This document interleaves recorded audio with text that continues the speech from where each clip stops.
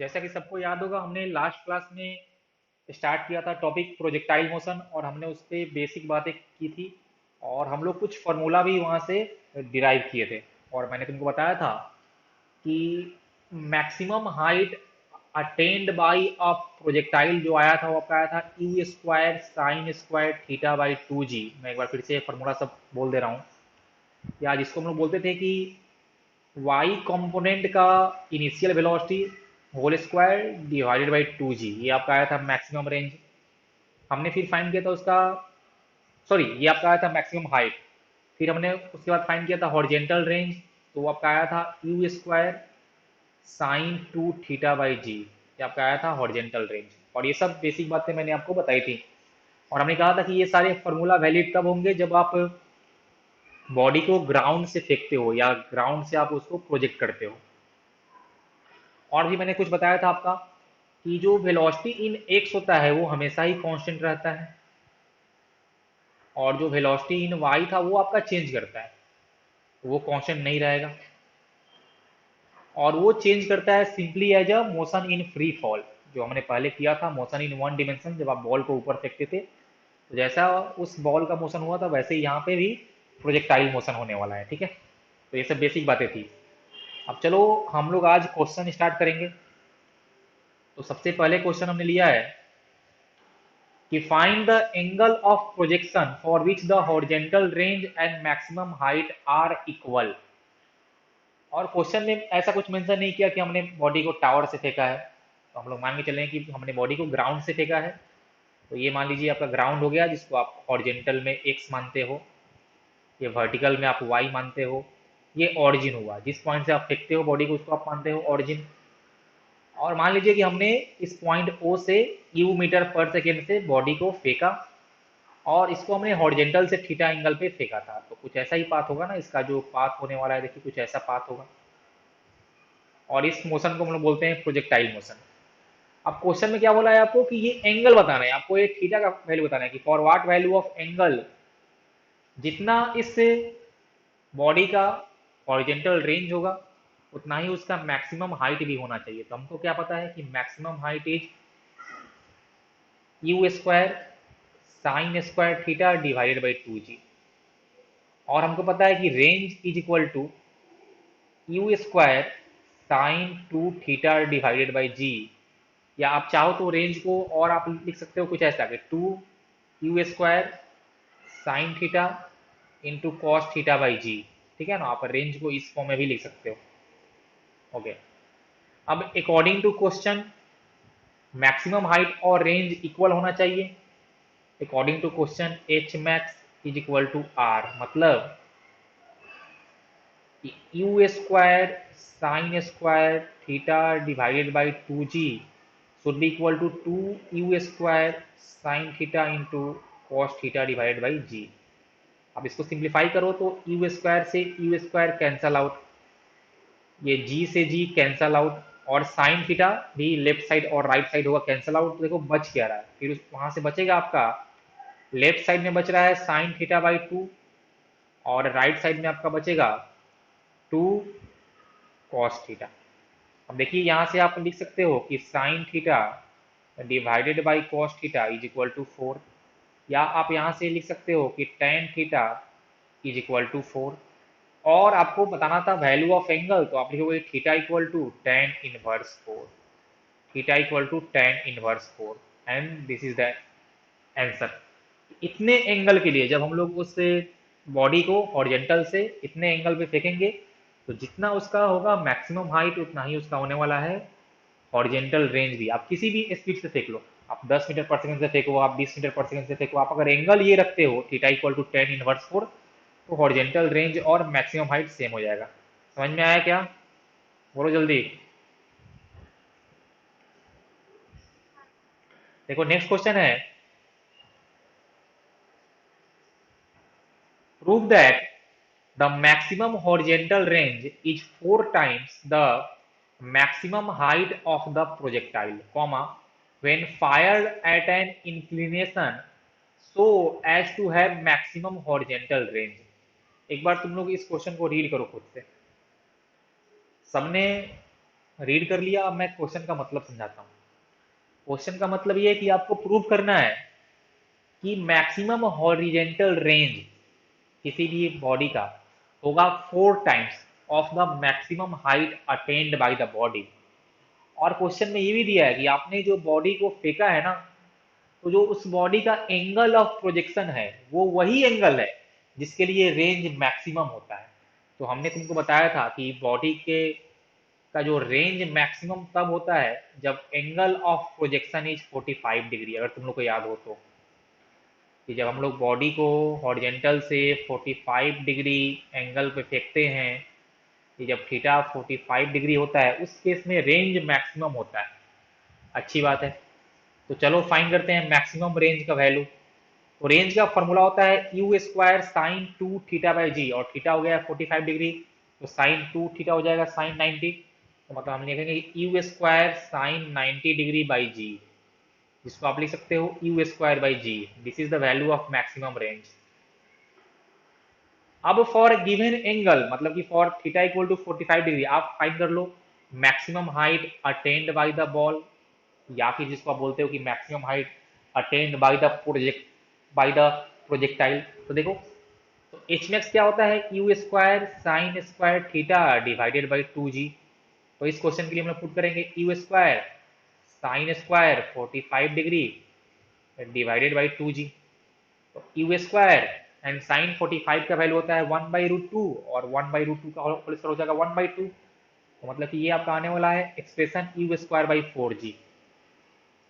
अब देखो, इसको हम लोग लिख सकते हैं कि 1/4 times and u square by g is nothing but maximum range. तो आप इसको लिख सकते हो आर मैक्स। तो यहाँ से सबको साफ साफ दिख रहा है कि H max is equal to r max by 4, और r max equal to 4 times of h max.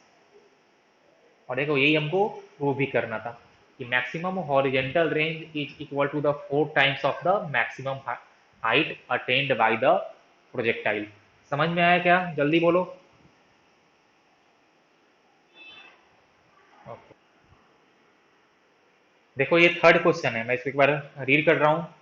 There are two angle of projection for which the horizontal range is equal. और ये मैंने तुमको बताया भी था कि फॉर टू कॉम्प्लीमेंट्री एंगल जो आपका रेंज होता है वो सेम होता है। ओके। उसके बाद बोला है कि सो दैट कि sum of the maximum heights attained for these two angles is independent of the angle of projection. Question का मीनिंग क्या हो रहा है, कि बोल रहा है कि ऐसा दो एंगल है जिसके लिए रेंज इक्वल होता है। हाँ बिल्कुल होता है, हम लोग लास्ट क्लास में सीखे थे कि आप अगर यू मीटर पर सेकेंड से किसी बॉडी को दो एंगल, या तो थीटा, या तो आप जब 90 माइनस थीटा पे फेंकते हो, तो इस बॉडी का रेंज सेम होता है। बॉडी का रेंज सेम होता है, दोनों का मैक्सिमम हाइट सेम नहीं होता है। दोनों का मैक्सिमम हाइट अटेंड कुछ अलग हो सकता है, दोनों का रेंज सेम होता है। मतलब डायग्राम कुछ ऐसा बनेगा आपका। ओके। अब आपको बताना ये है ना कि ये जो दो मैक्सिमम हाइट मिल रहा है, ये जो आपको दो मैक्सिमम हाइट मिल रहा है, मान लो इसको मैंने नाम दिया है H1 और इसको नाम दिया मैंने H2। ये आपको जो दो मैक्सिमम हाइट मिल रहा है और सेम हॉरिजेंटल रेंज, तो आपको बताना है कि समेशन ऑफ मैक्सिमम हाइट, मतलब कि H1 plus H2 is independent of angle of projection. मतलब कि वो थीटा पे डिपेंड नहीं करेगा। तो जिस दो एंगल के लिए रेंज इक्वल हो रहा है, जिस दो एंगल के लिए रेंज इक्वल हो रहा है, तो उनके जो मैक्सिमम हाइट का समेशन था वो एंगल पे डिपेंड नहीं करेगा, वो एंगल पे डिपेंड नहीं करेगा। ये आपको प्रूव करना है। ओके, तो चलो देखते हैं। तो हमको एक बात पता है कि ये जो दो एंगल होगा वो होगा, एक होगा अगर थीटा, तो दूसरा होने वाला है 90 माइनस थीटा। तो देखते हैं कि इन दो केस में मैक्सिमम हाइट कितना होने वाला है। तो चलो सबसे पहले फाइंड करते हैं H1, maximum height in case 1। तो फॉर्मूला क्या होता है, u square sine square theta by 2 g. तो हम लिखेंगे H1 is equal to u square sine square theta divided by 2 g. And H2 कितना आएगा, H2 आपका आ जाएगा u square sine square 90 minus theta by 2g। Okay, और sine 90 minus theta होता है कॉस थीटा, तो आप इसको लिख सकते हो u square cos square theta by 2g। तो ये आपको मिल गया है H1 एंड H2। अब इनको ऐड करो तो H1 प्लस H2, तो देखो दोनों में ही u square by 2g common था, तो वहां से आपका आ जाएगा sine square theta plus cos square theta. और हमको पता है कि sine square theta plus cos square theta is 1, मतलब कि आपका यहाँ से आने वाला है H1 plus H2 is equal to u square by 2g। तो उन दो केस में जो मैक्सिमम हाइट का समेसन आ रहा है वो कितना आ रहा है, वो आ रहा है equal to u square by 2g। और देखो ये हमको साफ साफ दिख रहा है कि this is independent of theta. तो हो गया प्रूव, हमको यही शो करना था। समझ में आया क्या कि जिस दो एंगल्स के लिए आपका रेंज सेम आ रहा था, तो उन केस में जो मैक्सिमम हाइट था उनका समेसन एंगल पे डिपेंड नहीं कर रहा है। बोलो समझ में आया क्या। देखो नेक्स्ट मैं नोट्स में एक पॉइंट लिखने जा रहा हूँ। जैसे मान लो कि हमने एक बॉडी को ग्राउंड से फेंका है यू मीटर पर सेकंड से एंड हॉरिजेंटल पे थीटा एंगल से, तो सबको पता है कि इसका जो मोशन होगा उसको हम लोग बोलेंगे प्रोजेक्टाइल मोशन, और इसका पाथ कुछ ऐसा होगा। अब तुम लोग ध्यान से देखो कि जब हम बॉडी को इस पॉइंट ओ से फेंक रहे हैं तो इसका कुछ पाथ हमको दिख रहा है, और पाथ होता है पैराबोला, ये मैंने तुमको पिछले क्लास में ही बताया था। अब तुम अगर ध्यान से देखो तो जो जो तुम्हारा बॉडी था ना, वो किसी एक पार्टिकुलर हाइट पे दो डिफरेंट समय पे आने वाला है। देखो ध्यान से, तो तुम्हारा बॉडी होगा वो दो डिफरेंट समय पे, मान लीजिए कि ये हमारा समय T1 एंड समय T2, तो समय T1 एंड समय T2 पे आपका जो पार्टिकल था वो ग्राउंड से इक्वल हाइट पे था। अगर यहाँ पे हाइट आपका h आ रहा है तो यहाँ भी हाइट h आ रहा है। सबको यहाँ पे कुछ दिख रहा है क्या, देखो दो डिफरेंट समय पे आपका जो बॉडी होगा वो इक्वल हाइट्स पे होगा। एक बार जब वो ऊपर जा रहा होगा तब, और एक बार जब वो नीचे आ रहा होगा तब। समझ में आया क्या, जल्दी बोलो। ओके, तो आपको ये फाइंड करना है दो समय T1 एंड T2। तो at two times T1 and T2 body is at equal height from the ground. तो दो डिफरेंट समय पे वो ग्राउंड से इक्वल हाइट पे है, आपको वही समय का वैल्यू बताना है। ओके, तो जैसे इक्वल हाइट पे है मतलब कि हम बात कर रहे हैं मोशन इन वाई डायरेक्शन का, मोशन इन वर्टिकल डायरेक्शन का, तो हम लोग यूज करेंगे क्या कि s y equal to u y into t plus वही half a y into t square. तो एस वाई तो आपका हो जाएगा वही ग्राउंड से हाइट, तो ऊपर गया है तो लेंगे h plus h. U y मतलब कि इनिशियल स्पीड इन वाई, तो आपका आने वाला है u sine theta and into t and plus half a y is minus g n into t का होल स्क्वायर। अब देखिए तो दो डिफरेंट समय पे आपका बॉडी हाइट एज पे रहेगा, और आपको यहाँ पे टाइम में दिख रहा है क्वाड्रेटिक इक्वेशन, और हमको पता है कि क्वाड्रेटिक इक्वेशन का दो सॉल्यूशन हो सकता है। मतलब कि यहाँ से हमको दो ऐसा समय मिलेगा जिस समय पे बॉडी ग्राउंड से एच हाइट पे होगा, और वही समय आपका T1 और T2 हो जाएगा। तब इस क्वाड्रेटिक इक्वेशन के जो दो रूट्स आएंगे ना वही T1 और T2 होंगे। ओके, तो आप इसको देखो सिंप्लीफाई करके लिख सकते हो कि u sign theta into T minus half जी टी स्क्वायर। अब आपको इसका फाइंड करना होगा रूट, तो रूट फाइंड करने के लिए मैं इसको थोड़ा सिंप्लीफाई करूंगा। तो देखिए यहाँ से आपका आ जाएगा 2h equal to 2u sine theta into t and minus g t square, minus g t square. आप इसको और थोड़ा सा जब करोगे रीअरेंज तो ये आपका आने वाला है g t square minus 2u sine theta into t plus 2h equal to 0। Okay, and T1 and T2 क्या होगा, इसका रूट आएगा।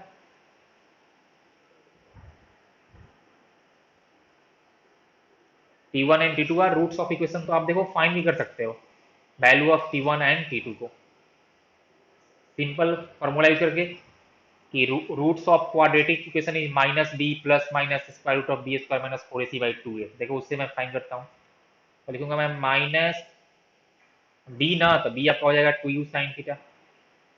ओके। अब आपका आता है प्लस माइनस, एक बार मैं लूंगा प्लस और एक बार मैं लूंगा माइनस, तो plus square root of b square minus 4ac, तो आपका आ जाएगा यहाँ से -2u sin थीटा का होल स्क्वायर -4ac करना है आपको। तो देखिए माइनस यहाँ से हो जाएगा 4, ए तो आने वाला है आपका g, और c आपका आने वाला है 2h, and divided by 2 times of a, तो यहाँ से आपका हो जाएगा 2g। वैसे ही आप जब फाइंड करोगे T2, तो देखो वो आपका T2 आ जाएगा माइनस, एक मिनट माइनस बी होता है ना, तो माइनस तो पहले साइन से रहेगा, और बी तो था आपका -2 साइन से रहेगा, यहाँ पे माइनस रहेगा एक और। सिमिलरली T2 में आपका हो जाएगा -2u sin थीटा, और इस बार यहाँ आप साइन करोगे यूज माइनस, और बाकी तो सेम ही रहेगा बी स्क्वायर माइनस 4ac, तो -2u sin थीटा का whole square -4 × g × 2gh and divided by 2 × a। तो ये आपका हो गया T1 एंड T2 की, इस दो समय पे बॉडी इक्वल हाइट पे होगा। अब देखो मेनली मैं तुमको क्या एक कंसेप्ट यहाँ से बताने वाला था।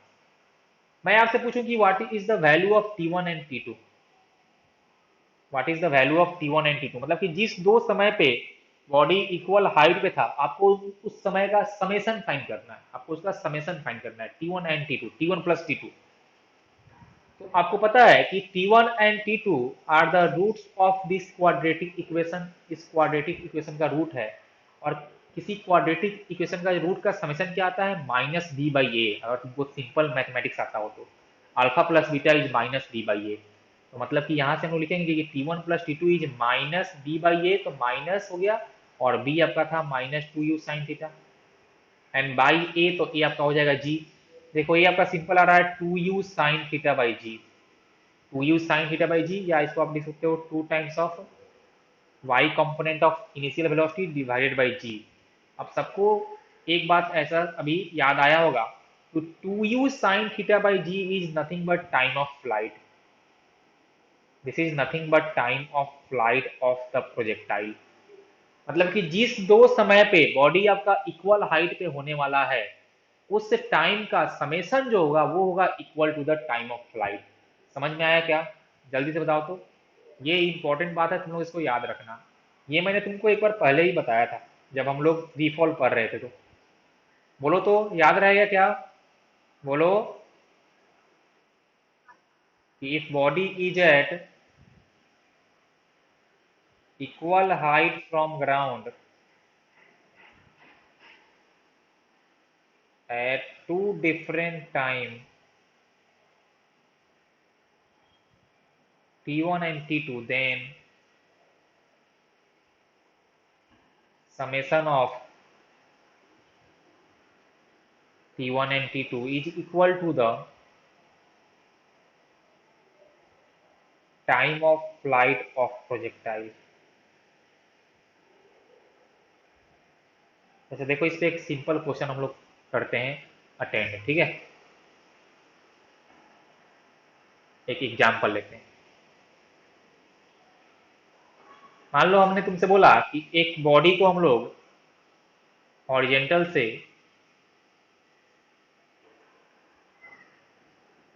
हॉरिजेंटल से 30 डिग्री एंगल पे फेंका है हमने 10 मीटर पर सेकेंड से, और क्वेश्चन है कि body is at a height h from ground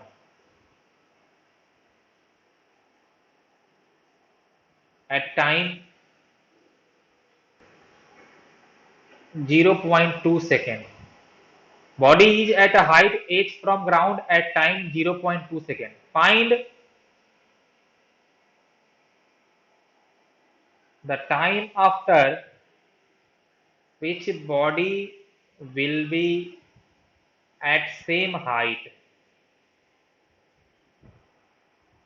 मैं एक बार क्वेश्चन को फिर से करता हूँ रीड, कि body is at a height h from ground at time 0.2 second, comma find the time after which body will be at same height. इसका मतलब ये हुआ कि मान लीजिए कि ये जो अपने आपका जो बॉडी था वो उसको आपने फेंका है 10 मीटर पर सेकेंड से हॉरिजेंटल से 30 डिग्री एंगल पे, तो इसका मोशन होने वाला है प्रोजेक्टाइल मोशन पाथ कुछ ऐसा होगा।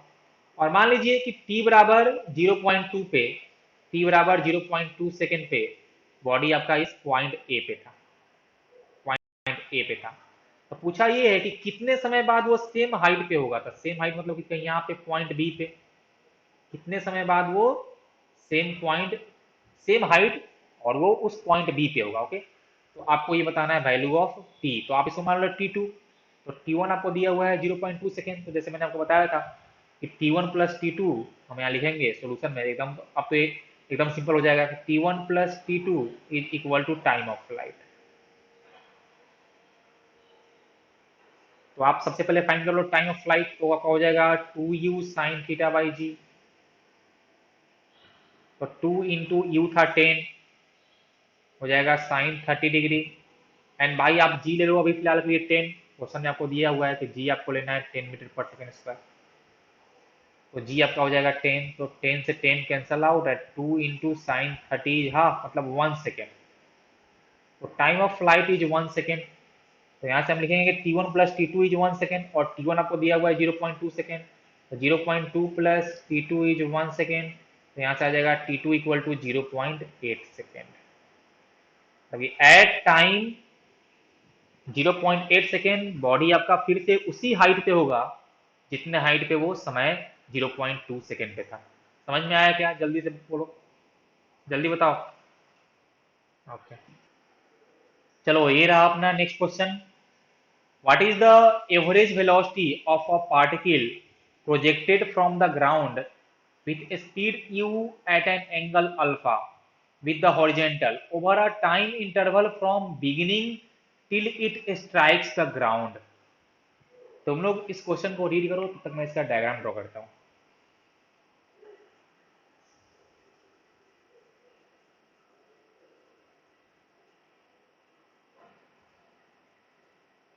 तो सबने इसको रीड कर लिया ना? अब क्वेश्चन को समझो कि हमने एक बॉडी को यू स्पीड से फेंका है, ग्राउंड से फेंका है और हॉरिजेंटल से अल्फा एंगल पे फेंका है। ओके, आपको बताना है कि what is the average velocity of particle between time interval जब हमने उसको फेंका था और जब वो वापस ग्राउंड पे स्ट्राइक करेगा, तो इस टाइम इंटरवल के बीच में आपको एवरेज वेलोसिटी बताना है। ओके, तो जैसे मान लीजिए कि हमने इसको t बराबर 0 पे इस पॉइंट O से फेंका, तो एक बात श्योर है कि इसका मोशन होने वाला है प्रोजेक्टाइल मोशन, और ये ऐसा पैराबोलिक पाथ फॉलो करके मान लीजिए ये इस पॉइंट पी पे स्ट्राइक किया, ये इस पॉइंट पी पे स्ट्राइक किया, और ये स्ट्राइक किया है आफ्टर टाइम टी, ये स्ट्राइक किया है आफ्टर टाइम टी। तो टी बराबर 0 पे आपने फेंका, और टी बराबर 0 पे आपने इसको फेंका, और टाइम बराबर टी पे किसी पर्टिकुलर समय टी पे वो वापस ग्राउंड पे स्ट्राइक किया, तो आपको इस टाइम इंटरवल के बीच में बताना है एवरेज वेलोसिटी। अब सबको एक बात मैंने बताया था कि एवरेज वेलोसिटी आप लोग कैसे फाइंड करते हो, तो average velocity is equal to displacement of the body divided by time interval, divided by time interval, this is the formula for finding average velocity. तो अब आप चेक कर लो कि जहां से हमने इसको फेंका था पॉइंट ओ से, और जिस पॉइंट पे ये स्ट्राइक किया है पॉइंट पी पे, तो इसका डिस्प्लेसमेंट कितना हुआ है। तो सबको एक बात दिख रहा होगा कि हमने इसको ग्राउंड से फेंका था, ये वापस ग्राउंड को ही स्ट्राइक कर गया है, मतलब वाई में तो कोई भी डिस्प्लेसमेंट नहीं हुआ है, लेकिन एक्स में डिस्प्लेसमेंट हुआ है, and displacement in x is nothing but range of the projectile. Displacement in x is nothing but range of the projectile, मतलब कि इस बॉडी का जो टोटल डिस्प्लेसमेंट हुआ है वो हुआ इक्वल टू रेंज। तो हम लोग यहाँ पे डिस्प्लेसमेंट था वहां पे हम लिखेंगे range divide by time interval. तो आपसे पूछा है कि जब हमने उसको फेंका था और जब वो ग्राउंड को स्ट्राइक किया है उस टाइम के बीच में, मतलब कि वो टाइम आपका होगा equal to the time of flight, वो टाइम आपका हो जाएगा equal to the time of flight of projectile. समझ में आया क्या? जल्दी बोलो। अब बस तुमको यहाँ पे फॉर्मूला पुट करना है। तो रेंज का क्या होता है formula? U square sine 2 theta divided by g, and time of flight का होता है 2u sine theta by g. अब मैं बोल रहा हूँ कि आप इस रेंज वाले फॉर्मूले को थोड़ा सा रीअरेंज कर लो। तो इसको हम लोग लिख सकते हैं 2u² sine theta into cos theta divided by g divided by 2u sine theta by g. जो कैंसिल हो रहा है उसको करो कैंसिल आउट। तो देखो 2u साइन थीटा बाई जी हो जाएगा कैंसिल आउट, तो बचेगा यू कॉस थीटा। बचे क्या? You cos theta. अच्छा, एक बात और, मेरे को क्वेश्चन में एंगल अल्फा दिया था, तो आप जहां पे लिखे हो थीटा आप वहां पे अल्फा भी लिख सकते हो, या चलो मैंने यहाँ पे थीटा यूज कर लिया है तो आप मान लो कि वो एंगल थीटा ही था, थीटा एंगल से हमने उसको फेंका था। तो मतलब कि आपका जो एवरेज वेलोसिटी आ रहा है वो कितना आ रहा है? Average velocity is equal to u cos theta, and this is the answer.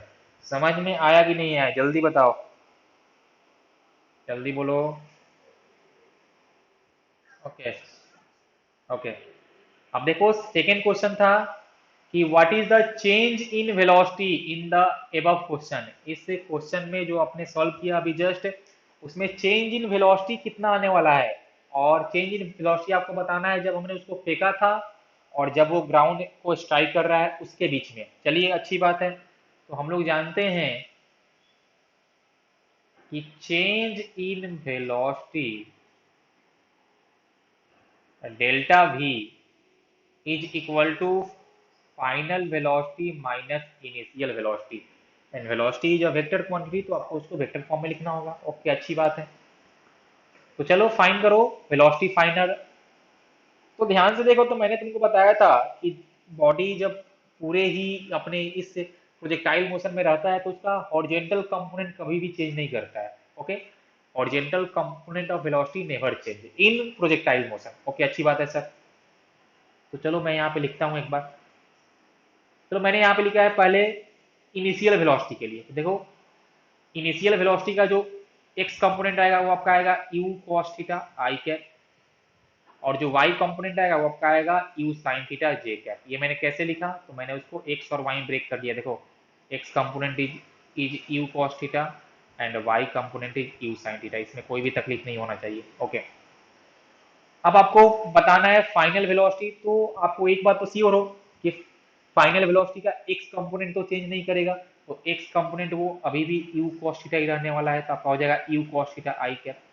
Y component change कर रहा होगा और वो आपको बताना है। अब देखो ध्यान से, मैंने तुमको बताया होगा पहले फ्री फॉल में कि आप जब किसी बॉडी को ग्राउंड से ऊपर की तरफ यू स्पीड से फेंकते हो तो वो वापस ग्राउंड को यू स्पीड से ही स्ट्राइक करता है। मतलब कि जब डिस्प्लेसमेंट जीरो होता है, when displacement of the body is zero, then y component of speed तुम्हारा सेम रहता है, जितने से आप फेंके थे उतना ही से ही वो स्ट्राइक करता है, यही ना?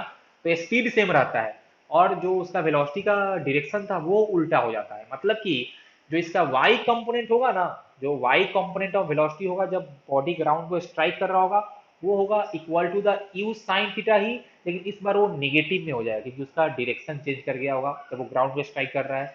तो इसका y कंपोनेंट हम लिखेंगे minus you sine theta J cap. देखो, ये हुआ तुम्हारा सिंपल दिमाग लगा के तुमने बोल दिया कि जितना उसका y कंपोनेंट इनिशियल में था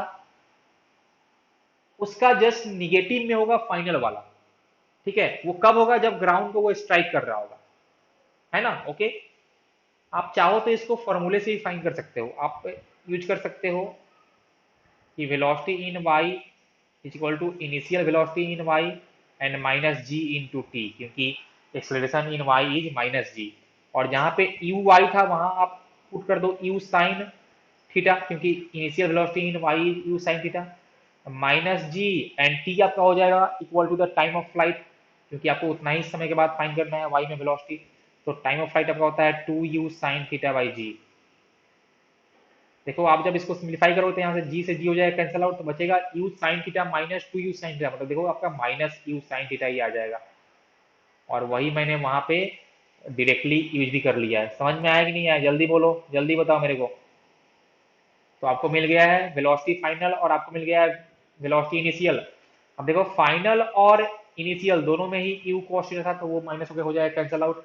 बचेगा ओनली देखो minus 2u sine theta J cap, and this is the change in velocity.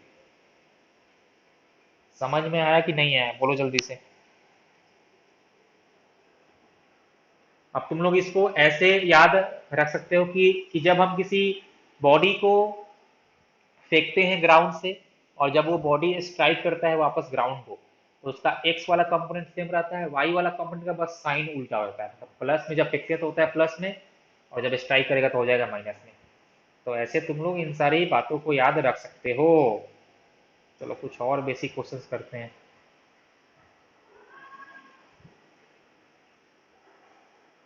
देखो ये नेक्स्ट क्वेश्चन है, मैं इसको रीड करता हूँ कि during projectile motion acceleration of the particle at the highest point of its trajectory is। और आपको यहाँ पे चार ऑप्शन दिए हैं, आपको बताना है कि जब बॉडी अपने मैक्सिमम हाइट पे होता है ड्यूरिंग प्रोजेक्टाइल मोशन, तो उसका एक्सेलरेशन कितना होता है। बताओ जल्दी से, चार ऑप्शन है, जल्दी। इसका आंसर होगा जी, ठीक है। तो g is the right answer, क्योंकि during the whole motion body free fall में होता है। और फ्री फॉल का मतलब क्या होता है कि उसमें जो एक्सलेशन होगा वो होगा only acceleration due to gravity. और कुछ बच्चे यहाँ गलती क्या करते हैं कि वो हाईएस्ट पॉइंट पे जीरो मार्क कर देते हैं। तो उनको एक्चुअल में कंसेप्ट पता क्या होता है कि at highest point y component of velocity is zero, acceleration zero नहीं होता है, ठीक है। Acceleration during the whole motion is equal to g, तो g is the right answer. अब नेक्स्ट क्वेश्चन है, a particle is projected at 60 degree to the horizontal with a kinetic energy K, full stop. The kinetic energy at the highest point is, आपको चार option दिया हुआ है, zero, k/4, k/2 या k। अब देखिए इसको हम लोग सॉल्व करना स्टार्ट करेंगे।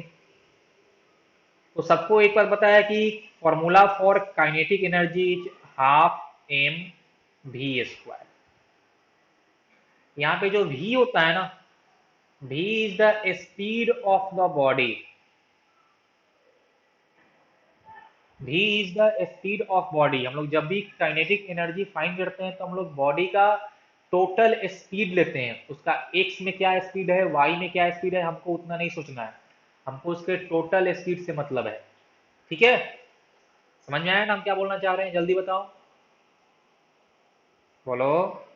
ओके, अब मान लो कि हमको जो क्वेश्चन में दिया था कि हमने किसी बॉडी को फेंका है हॉरिजेंटल से 60 डिग्री एंगल पर, तो मान लीजिए कि हमने इसको यू स्पीड से फेंका होगा 60 डिग्री एंगल पे, तो इसका जो मोशन होने वाला है वो आपका होगा प्रोजेक्टाइल मोशन, इसमें कोई डाउट नहीं है, कुछ ऐसा होगा। और जब हमने इसको थ्रो किया था इस पॉइंट ओ से, तब का हमको काइनेटिक एनर्जी क्वेश्चन में के दिया हुआ है, तो हम बोलेंगे कि काइनेटिक एनर्जी इनिशियल, मतलब जब हमने उसको फेंका था, वो आपका वैल्यू दिया है इक्वल टू के, और वो क्या हो जाएगा, वो आपका हो जाएगा half m and v square, and v is the speed, total speed. देखिए तो जब हमने उसको फेंका था तब उसका स्पीड यू था, एंगल से हमको कोई मतलब नहीं है, हमको मतलब है ओनली स्पीड से, तो हम लेंगे half m u square, half m u square. So half m u square is the initial kinetic energy of the body, जो कि आपको के दिया हुआ था।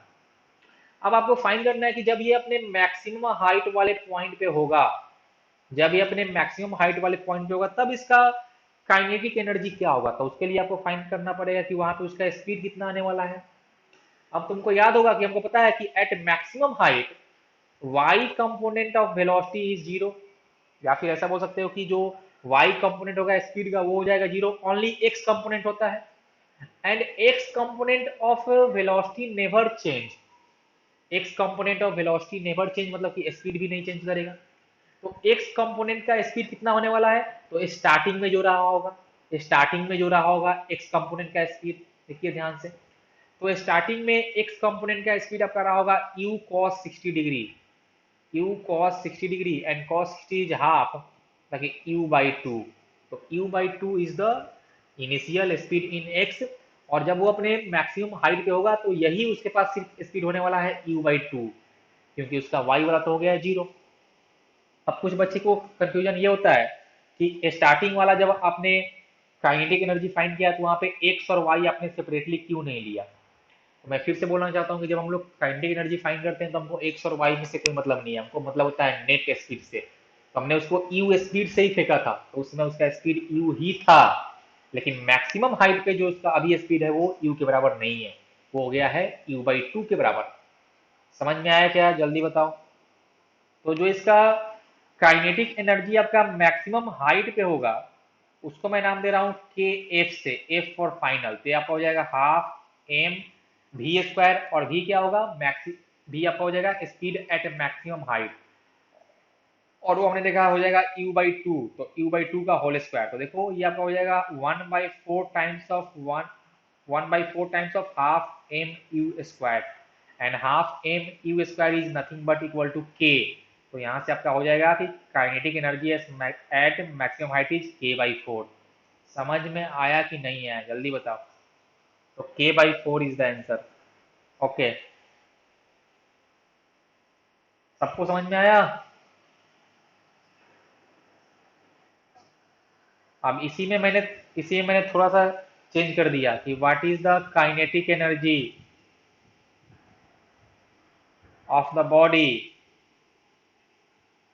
When it strikes the ground. अब बताओ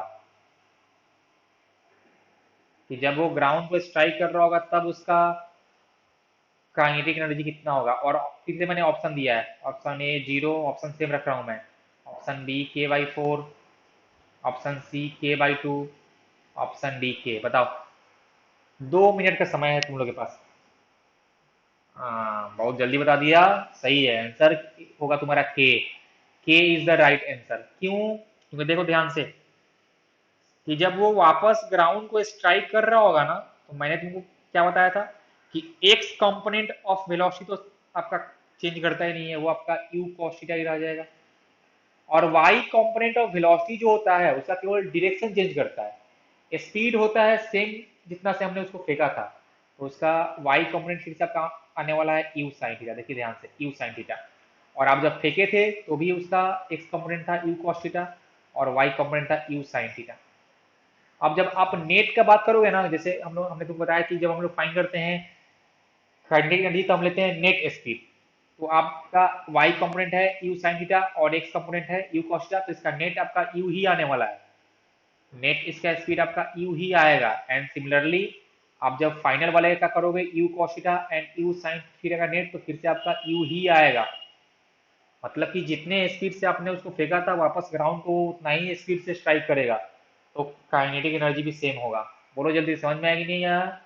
तो जब वो ग्राउंड के स्ट्राइक करेगा तो उसका काइनेटिक एनर्जी इनिशियल के बराबर ही हो जाएगा, मतलब के बराबर ही होगा। और ऐसे भी आप समझ सकते हो कि from conservation of mechanical energy, आप अगर क्लास 10 में पढ़े होगे तो आपको वहां से भी आइडिया होगा कि के E plus P remain same. तो स्टार्टिंग में जब हमने फेंका था तो उसके पास कोई भी पी नहीं था, ओनली के ही था।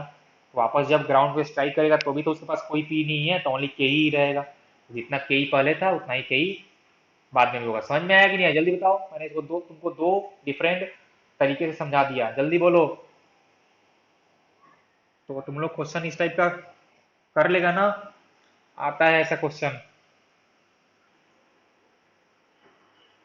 देखो ये रहा अपना नेक्स्ट क्वेश्चन, इस पे तुम लोग डबल स्टार मार्क दे दो। ये क्वेश्चन थोड़ा अच्छा है, तुमको थोड़ा सा सोचना पड़ेगा। वैसे कैसे सोचना है मैं तुमको अभी बता दूंगा। क्वेश्चन है कि the trajectory of a particle in a vertical plane is y equal to ax minus bx square। मतलब ये आपको दिया हुआ है equation of trajectory. Okay, where a and b are constant, okay, comma, x and y are respectively the horizontal and vertical distances of the projectile from the point of projection, full stop। The maximum height attend is, आपको यहाँ पे चार option दिया हुआ है। मतलब कि आपको क्वेश्चन में इक्वेशन ऑफ ट्रेजेक्ट्री दिया हुआ है y equal to x minus d x square, और आपको यहाँ से बताना है कि maximum height attained by the projectile. और ये क्वेश्चन का एक बहुत ही, क्या बोलते हैं, एक ये अच्छा टाइप है। यहाँ से क्वेश्चन बहुत बहुत ज़्यादा फ्रिक्वेंटली पूछा जाता है कि आपको इक्वेशन ऑफ ट्रेजेक्ट्री दिया रहेगा, वहाँ से आपसे पूछ लेगा what is the maximum height attend, what is the horizontal range, ठीक है, तो देखो कैसे इस टाइप के क्वेश्चन को सॉल्व करना होता है। सबसे पहला काम कि हम लोग जो इक्वेशन ऑफ ट्रेजेक्ट्री पढ़े हैं उसको लिख लेंगे। तो हम लोग क्या पढ़े हैं, हम लोग पढ़े हैं कि y equal to x tan theta minus g x square by two u square cos square theta. ये हम लोग हमको पता है, this is the equation of trajectory, और आपको क्वेश्चन में दिया हुआ है इक्वेशन ऑफ ट्रेजेक्ट्री ही। अब बस आप इन दोनों को कंपेयर कर लो, आप इन दोनों इक्वेशन को कंपेयर करो तो देखो आपको दिख रहा होगा कि tan theta is equal to a and g by two u square cos square theta is equal to b. बोलो तो सबको ऐसा दिख रहा है ना, जल्दी बताओ। अब हमको फाइंड करना है maximum height attained by the projectile, मतलब कि हमको फाइंड करना होगा u square sine square theta divided by two g. हमको ये फाइंड करना है u square sine square theta by two g. अब अपने सोचना ये है कि हम इस दो गिवन इंफॉर्मेशन से कैसे u square sine square theta by two g पे पहुंचेंगे, बाकी बस ऐसे ही। अब यहाँ पे हमसे पूछा है मैक्सिमम हाइट, आपसे रेंज भी पूछ सकता था, तो हम लोग वैसे ही करते कि इन दो गिवन इंफॉर्मेशन से हम लोग कैसे रेंज वाले फॉर्मूला पहुंचेंगे, बाकी और कुछ नहीं करना है आपको। चलिए अच्छी बात है, तो देखते हैं। तो मैंने इसको सिंप्लीफाई करना शुरू किया, तो देखो तो आप इस टेन थीटा को लिख सकते हो sign theta by cos theta, और बाकी जो सेकेंड वाला था आप उसको वैसे ही छोड़ दो। देखो आखिर मैंने ऐसा क्यों किया, क्योंकि हमको फाइंड करना है u square sine square theta by two g का वैल्यू, और हमको पता है expression for u square cos square theta. तो अगर हम यहाँ पे कॉस थीटा का वैल्यू साइन के टर्म में पुट कर दें तो हमको u square sine square theta का वैल्यू मिल जाएगा, और हमको जब मैक्सिमम हाइट फाइंड करना है तो उसका जरूरत हमको पड़ रहा है, समझे ना। तो इसीलिए हम बोल रहे हैं तुमको कि आप यूज करो यहाँ पे sine by cos equal to tan theta equal to A, और यहाँ से आप लिख दो कि cos theta is equal to sine theta by A. समझ में आया क्या, जल्दी बोलो बोलो यार। Cos theta equal to sine theta by A, और अब हम लोग इस कॉस का वैल्यू इस इक्वेशन में पुट करेंगे। अब यहाँ पे पुट करने से पहले मैं थोड़ा सा और चाहता हूँ इस सेकेंड वाले को री अरेंज करना। तो देखो मैं यहाँ से लिख सकता हूँ कि u square cos square theta, क्या लिखो, two u square cos square theta is equal to g by b. और हम लोग यहाँ से लिख सकते हैं कि u square cos square theta divided by g is equal to two by b. देखो तो ठीक है क्या, चेक करो जल्दी से।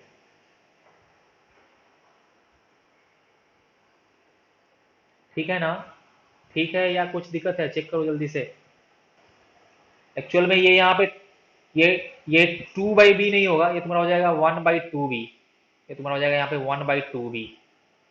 तो u square cos square theta by g is equal to one by two b. अब तुम करो क्या कि इस इक्वेशन में जहां पे कॉस थीटा है वहां पे पुट कर दो साइन थीटा बाई ए। तो हम लोग यहाँ पे लिखेंगे कि यू स्क्वायर बाई जी, और in the place of cos theta sine theta by A का whole square is equal to one by two B. इसको हम जब थोड़ा और सिंप्लीफाई करेंगे तो यहाँ से आ जाएगा u square sine square theta by g a square is equal to one by two b. और इसको हम लिख सकते हैं कि u square sine square theta by g is equal to A square by two b. अब हमको तो फाइंड करना है एच मैक्स, तो हमको चाहिए u square sine square theta by two g. तो देखो ध्यान से, अगर हम इस लेफ्ट साइड वाले में टू से डिवाइड कर दें तो हो जाएगा u square sine square theta by two g. तो उसके लिए हमको राइट साइड में भी टू से करना हो डिवाइड, तो तुम्हारा हो जाएगा A square by four B, and this is nothing but maximum height. मतलब क्या है, यहाँ से आपका आ गया कि H max equal to A square by four B. समझ में आया क्या, तो देख लो कौन सा ऑप्शन है, बोलो जल्दी से। Option A is the right answer. जल्दी बताओ मेरे को, समझ में आया कि नहीं आया। अब अब तुम लोग के लिए एक होमवर्क है। इसी क्वेश्चन में तुम लोग इसका हॉरिजेंटल रेंज फाइंड करोगे। फाइंड हॉरिजेंटल रेंज, तुम लोग ये क्वेश्चन फाइंड करोगे, और फिर हम लोग जब नेक्स्ट क्लास में मिलेंगे तो तुम लोग मेरे को एक बार याद वो कर देना, बोल देना कि मेरे को इस क्वेश्चन का आंसर बताना है, सॉल्व करना है। तो मैं तुमको इसका आंसर बता दूंगा, सॉल्व भी कर दूंगा, ठीक है। ओके। तो आज के लिए बस इतना ही। मैंने जो बताया है उस पर एक बार ध्यान देना, और तुम लोग जरा फॉर्मूला एक बार फिर से देख के आना, क्योंकि अभी तक हमने वैल्यू बेस्ड क्वेश्चन नहीं किया है। वैल्यू बेस्ड का मतलब ये हुआ कि हमको स्पीड दिया रहेगा, एंगल दिया रहेगा, उसका मैक्सिमम हाइट कितना होगा, रेंज कितना होगा, ऐसा क्वेश्चन हमने अभी नहीं किया है वैल्यू लेके। तो नेक्स्ट क्लास में हम लोग वैल्यू बेस्ड क्वेश्चन करेंगे। ओके, मतलब कैलकुलेशन वाले, ठीक है ना।